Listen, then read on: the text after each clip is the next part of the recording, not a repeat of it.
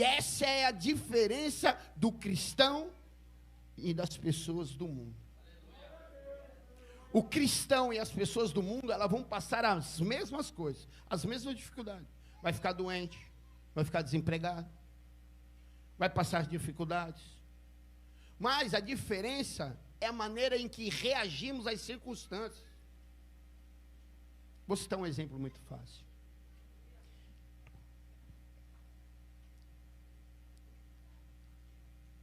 Você vê uma pessoa falar de política, aquela pessoa do mundo, eu quero que você entenda os exemplos. Ela vai dizer assim: política é tudo ladrão, pilantra, picareta, isso, aquilo. Você vê um crente falar de política, ele vai dizer assim: feliz o Deus cuja nação é o Senhor. Muda todas as coisas, muda o teu linguajar, muda a tua forma de pensar, de falar, muda todas as situações. Onde você vê tempestade, ele vê a mão de Deus. Onde você vê tribulação, ele fala oportunidade. Onde você vê dificuldade, ele fala, há uma esperança ainda. Porque a Bíblia fala que ainda há esperança para uma árvore que for cortada. Ao cheiro das águas ela brotarão, não cessarão seus renovos. E em todas as estações, darão fruto. E no calor não sequirão. Sabe? Posso até estar no deserto, mas o Senhor está comigo. Estamos falando sobre isso?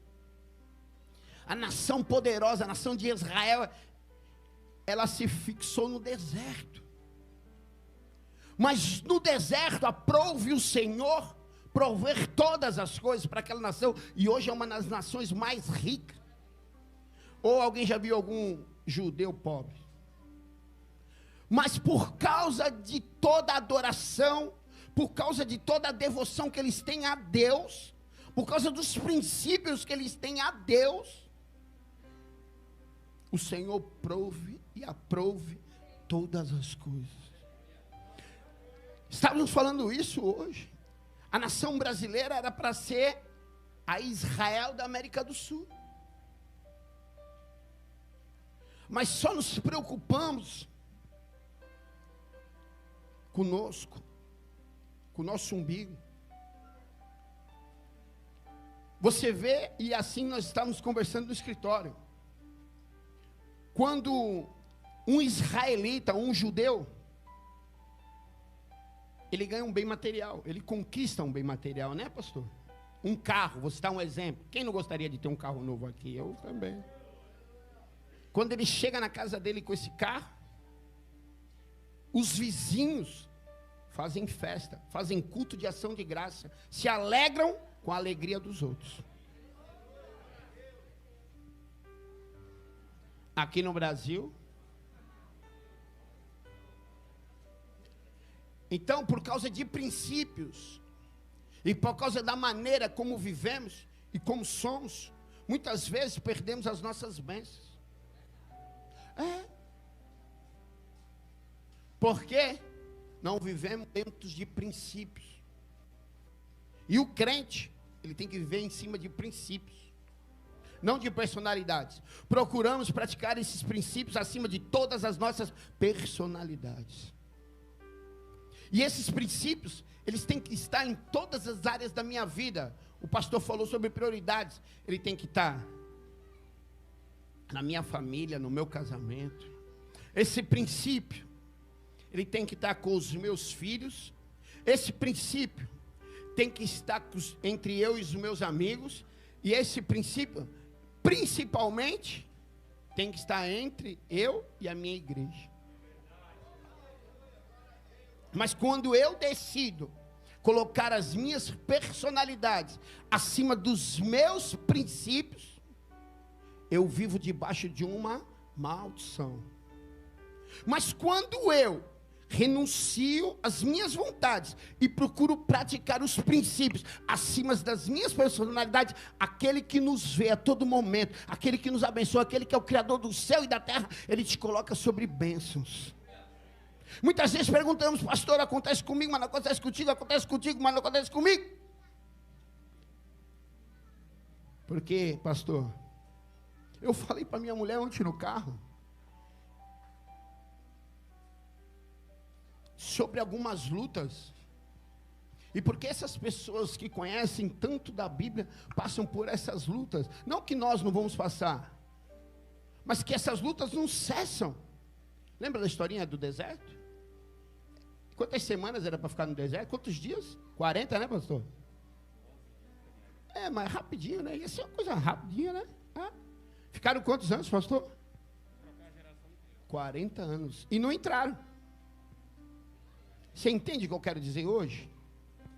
Então, querido, hoje eu quero falar com você sobre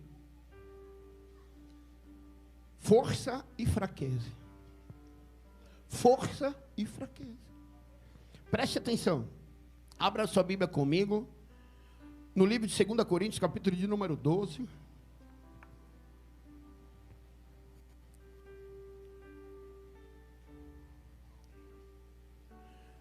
Livro de 2 Coríntios, capítulo de número 12, verso de número 10.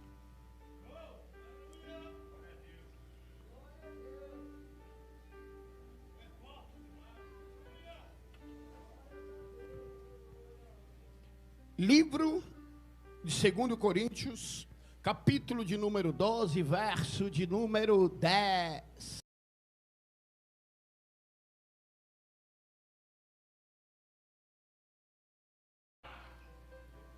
Preste atenção.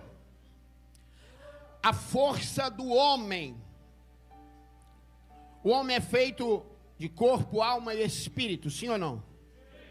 O nosso corpo, a nossa força masculina é gerada através de um hormônio chamado testosterona. É onde é produzido toda a fertilidade e toda a força do homem. Sim ou não? Então, vamos lá. E a testosterona é o hormônio que é fabricado, espermatozoide, é onde dá disposição, é onde a gente gera filho, o homem, onde nos dá ânimo, coragem. Mas preste atenção, com o tempo, a produção de testosterona no homem, ela diminui. Ela vai diminuindo e automaticamente nós vamos ficando. Nós ficamos? Tem gente no culto, fraco. Preste atenção.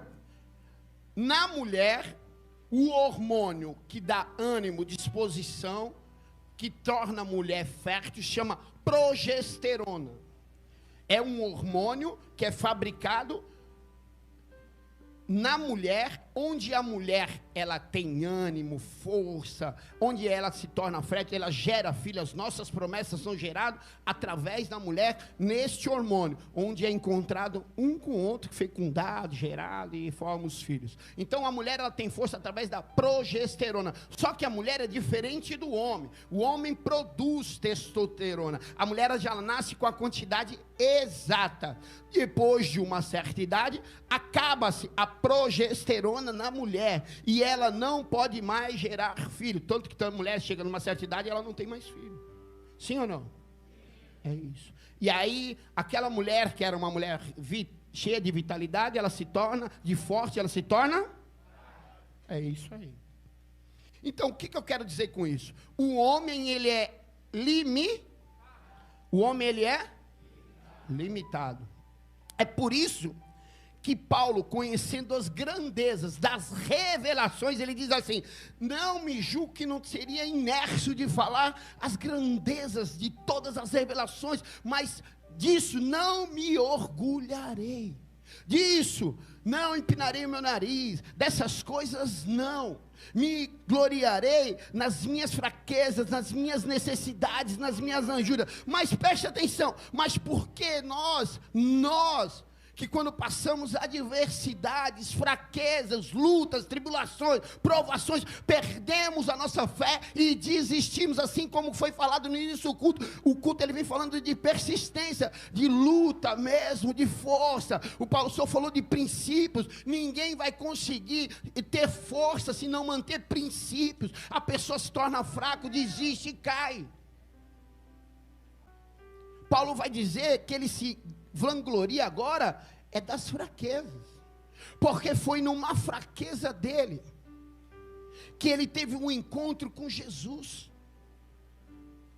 A Bíblia vai dizer que um cego chamado Bartimeu, ele tem um encontro com Jesus na maior luta, na maior prova da vida dele. Sabe, querido, nesta maior prova, nessa maior luta, eu venho te profetizar nesta manhã, é amanhã que você vai ter um encontro com Jesus. Na tua maior dificuldade, se você clamar, abrir sua boca, é nesse dia que ele vem, querido.